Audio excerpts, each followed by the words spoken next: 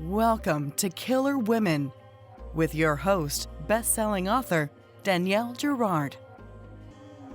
And now, Danielle's next killer woman. Hello, and welcome to Killer Women Podcast, a proud member of the Authors on the Air Global Network with more than 4 million listeners. I am your host, suspense author Danielle Girard, and my guest today is Jesse Sutanto. Jesse grew up shuttling back and forth between Indonesia, Singapore, and Oxford, and considers all three places her home. She has a master's from Oxford University. When she's not writing, she's gaming with her husband, or making a mess in the kitchen with her two daughters. I love that. Welcome, Jesse. Hi, thank you so much for having me.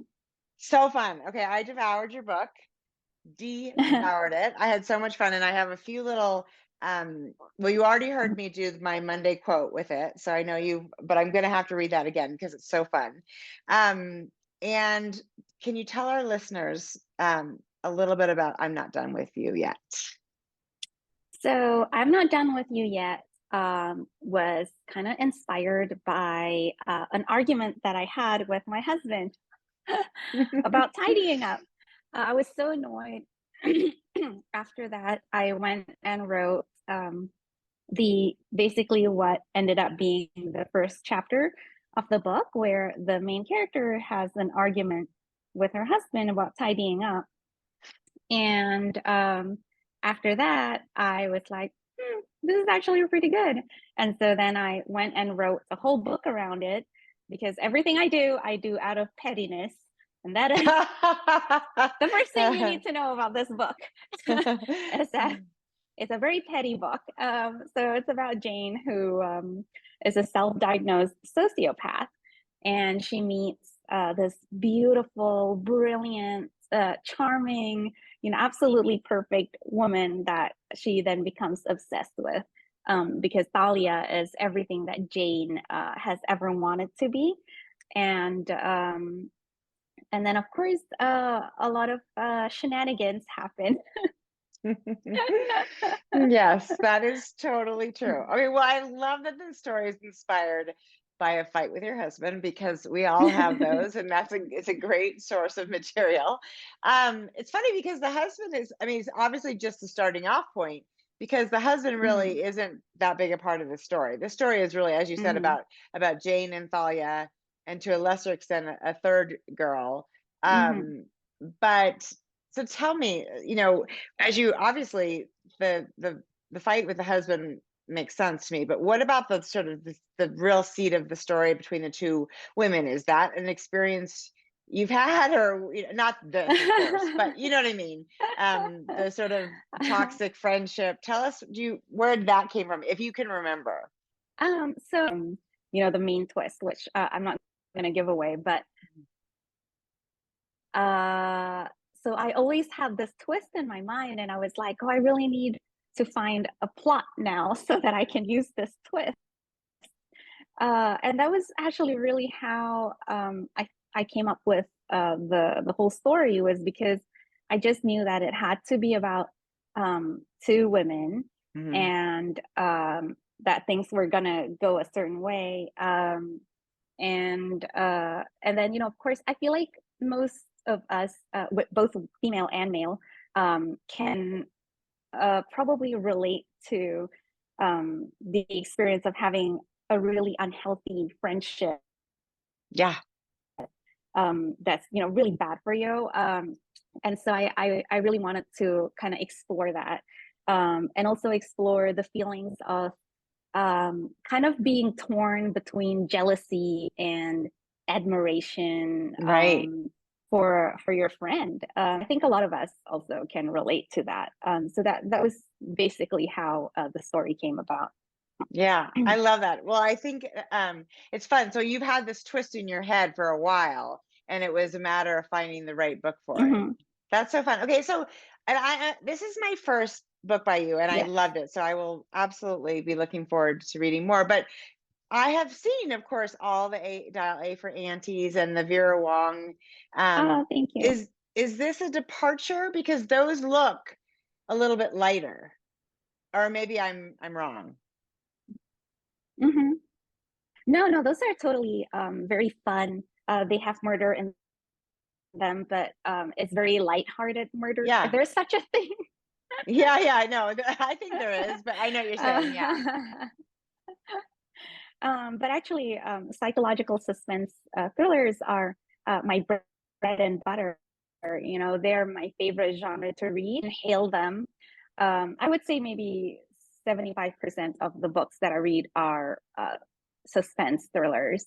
But I just never had the courage to write one. And it wasn't until my really good friend, Lori Elizabeth Flynn, who the book is dedicated to, really kind of pushed me into writing one. She was like, well, I'll be with you every step of the I'll hold your hand, just do this, you can do this. And yeah, it's all because of her. So it's kind of ironic that like this book about toxic friendship actually came about from a really good friendship. Right. Very good supportive friendship.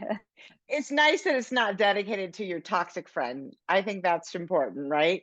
She Yeah. knows that this is that, and I think had heard a little Yeah. bit about that from May Cobb, who I know is also a good friend of yours. Yes. So that's exciting. Okay, so now the aunties, all those books have done amazingly well. I can imagine this book is going to also be a huge success. Are you going to go back and forth, you think, or do you now you're like, no way, I got dark suspense in my blood, and that's what I'm gonna do now? Oh no, I'm totally going to stick with writing multiple genres because I don't know about you, but like after I wrote this, I was like, wow, that was a really dark space that I Yeah. was inhabiting for, a couple of months, and I'm ready to write something lighthearted. So I believe after this, I wrote my young adult rom-com.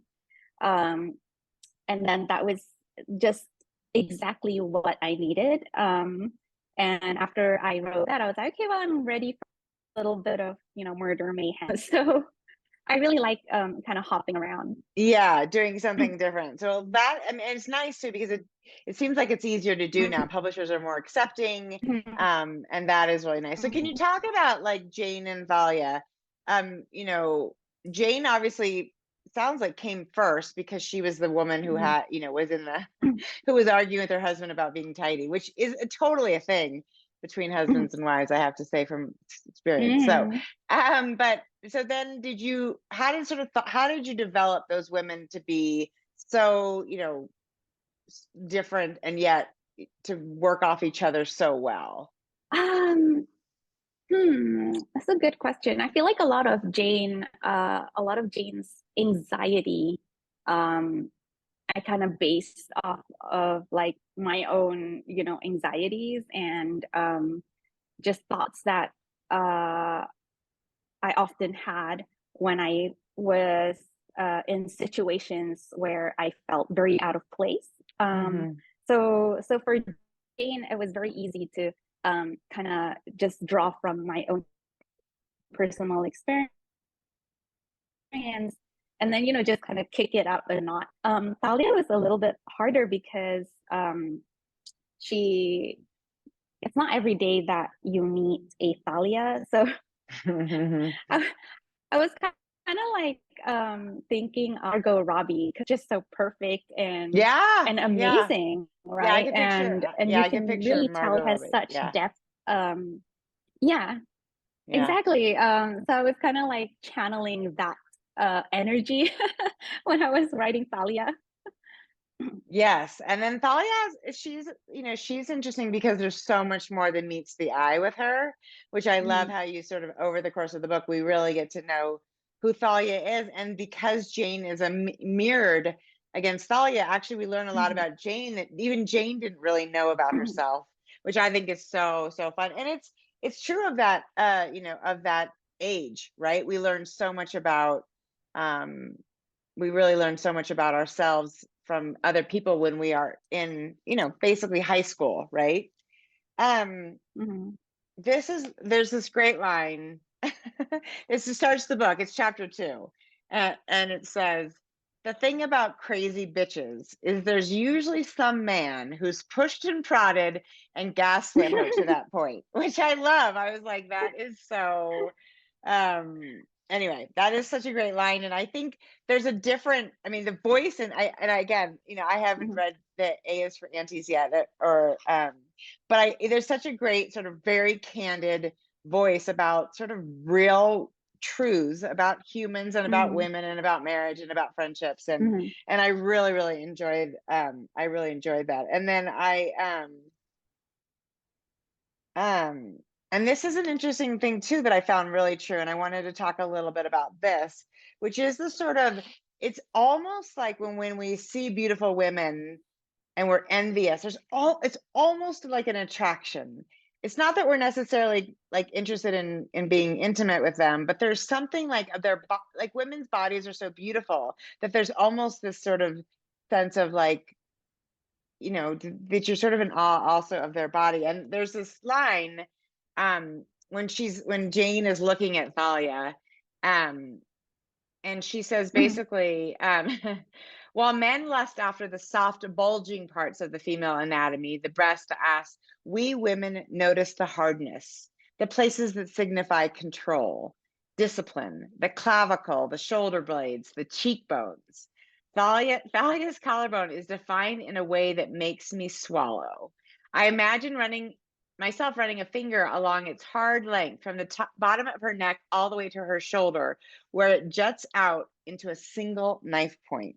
I love that because, of course, it's also somewhat foreboding, and there's alliteration, and it's true. I think what we are attracted to, it's why like women look at, really sort of thin women in a different way that men look at really thin women. So I thought that was wonderful. And when you're picturing these sort of interactions and living inside Jane's head, I'm curious to know what's your process. Are you, do you write sort of a thin first draft and then go back and bulk it up, or are you sort of you write the depth as you go?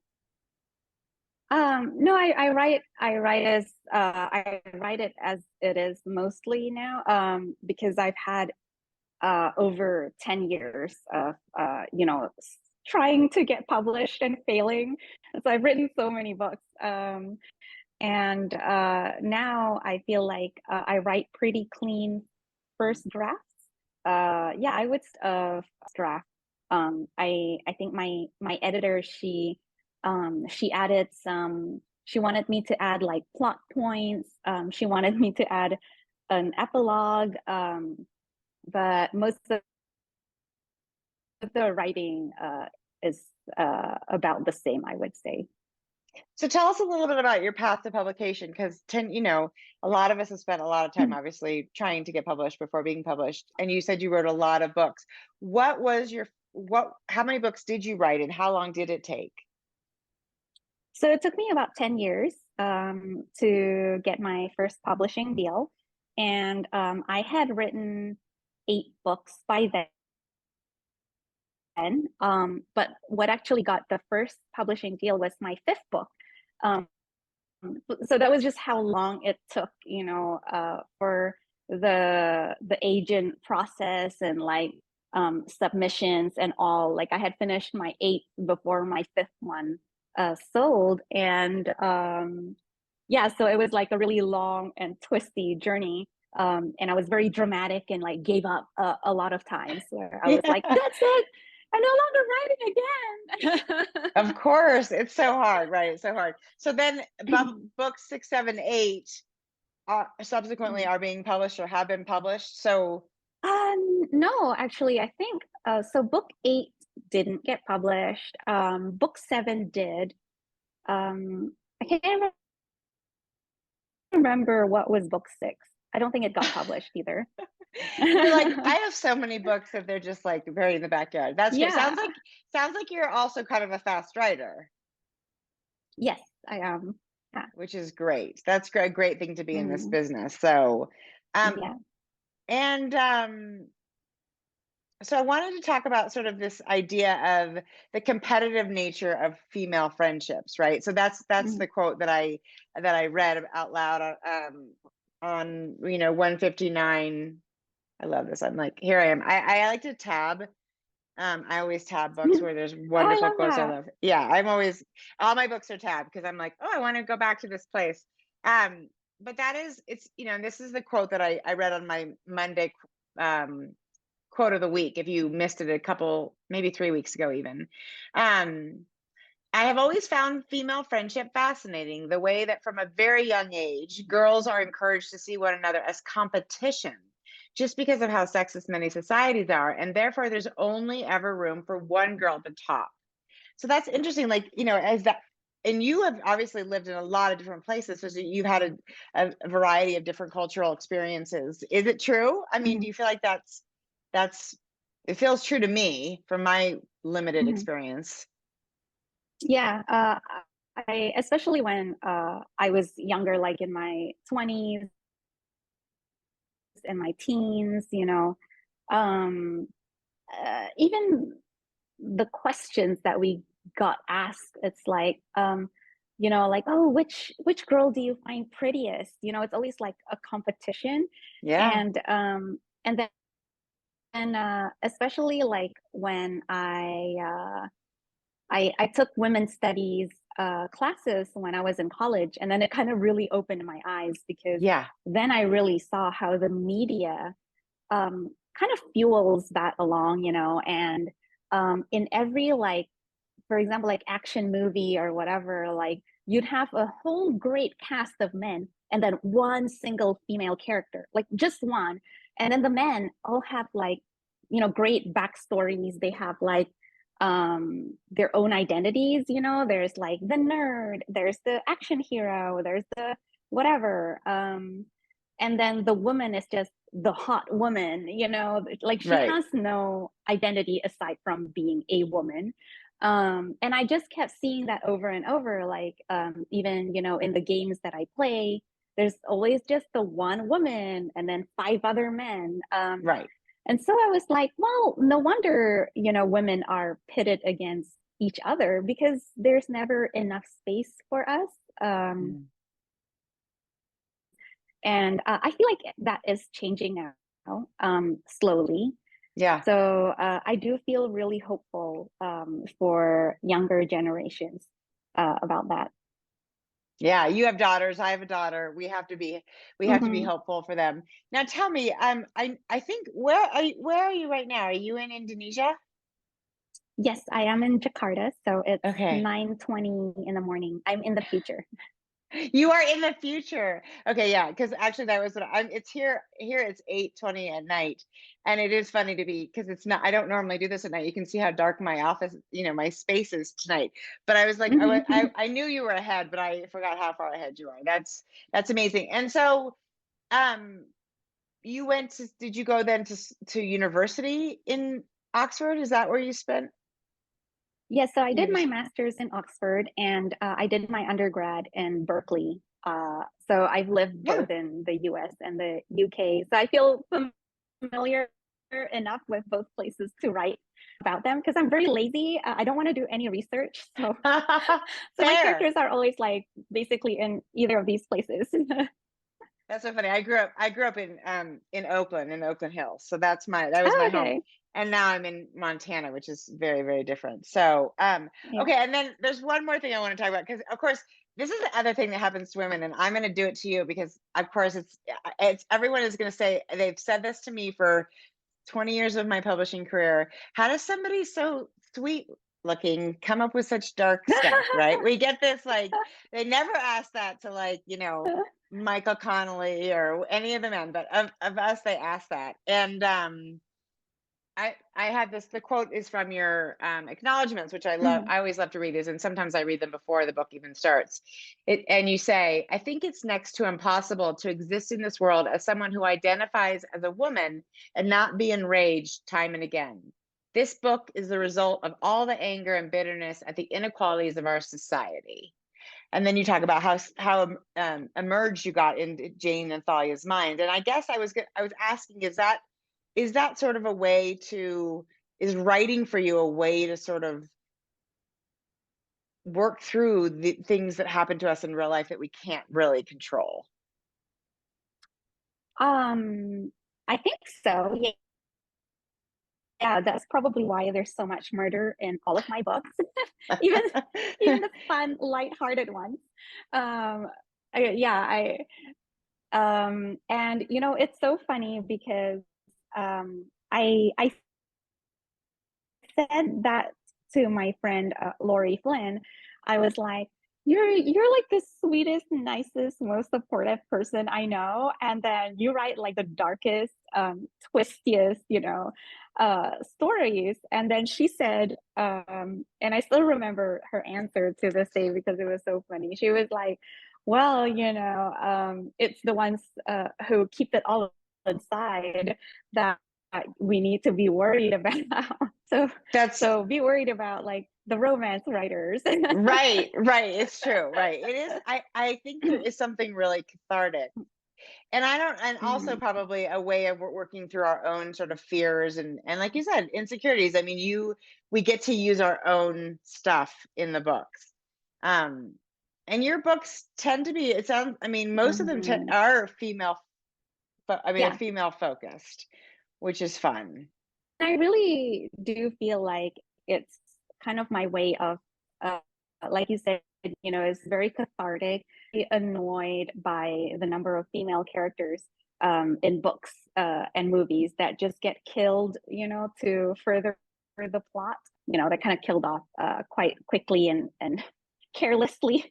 Right. Yeah, we're sort of we're extras in a male driven plot. A lot of stories are. Hmm. And it's, Yeah. and like you said, there's not as much backstory, there's not as much focus on the women. So it's fun to write stories where it's Hmm. really all about women. Like, Jane's husband is really, he's the female equivalent Yeah. in this story as as the stories you're talking about. Yeah. Yeah. Yeah. Exactly. Which is great. I mean, that works. That's fine. It's turnabout is fair play. So tell us, Hmm. okay, I tell us now a little bit about, the books you have out right now, and then what's coming next. So I have a whole bunch of books that have already come out. You can see them on my shelf Yes. there. And they're all very different. We have like children's fantasy, young adult suspense, young adult rom-com, and a whole bunch of adult mysteries. Um, so they were all so fun to write. I recently uh, handed in a completely new genre. It's an adult love story. So I'm very excited, but that won't be out until 2025 for Murderers. So I'm very excited about starting work And on that. another, okay, so so sorry, you cut out a little bit. I'm sorry. I'm apologizing to the world for my Wi-Fi, which is Montana Wi-Fi, and in the evening, everybody is busy streaming Yellowstone or something, so it's hard sometimes to get a good signal. So you have written children's fantasy, YA fantasy, YA rom-com, adult fun mysteries, and now a very dark suspense. You just finished, it sounds like, an adult love story, so an adult romance. And then, but first you have coming up, what's next? Another YA book? Yeah, I have another YA rom-com out, I believe in November or December. Wow. So that'll be out next. And then you'll have another Yeah, so I'm adult very excited. thriller. So fun. And then what's after that? So, dark adult suspense and Dal A for Aunties 3, which is Okay, going to be the final installment in the Aunties book. that's so exciting. And are your girls old enough to read your stories? Not yet. The oldest one is 7, fantasy to her, and she just didn't understand. So I was like, okay, let's wait until you're like 9 or 10.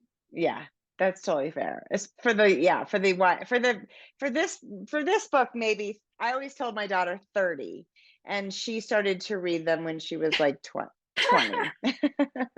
So I think you got a little ways to wait on that. Um Now, Jesse, I thought maybe, did you come to Thriller Fest this Yeah. year?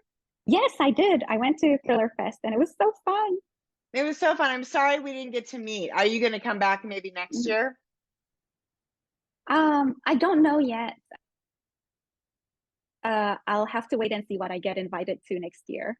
Yeah, it's a very long trip. Well, it's so fun to talk to you. I'm sorry our Wi-Fi connection is not perfect, but I did absolutely love your book, and I love your candor about sort of the things that drive, that drive women, and how, the way that we end up feeling sort of positioned against one another, and also sort of the competition. I think these are real issues, and for me to read, and this is it is a page turning thriller, but to get to those points where you sort of feel something that really strikes you, like that is true, that's also such an incredible treat. So it's a wonderful, fast book. Congratulations on all your success, all your books. I'm gonna have to take whatever you're taking to write quicker. So Thank I'm gonna you. I'm gonna call you on the side and say, what is it? What's your regimen? What vitamins are you on? So thank you so much for joining me tonight. Yes, do. Everybody, this has been Killer Women with Jesse Sutanto, all the way in Indonesia, and you can almost hear the distance in our conversation, but she's an incredible author and such a fun book, and what a joy to get a chance to talk to you. So thank you for joining me. Thank you so much for having me. This was so fun.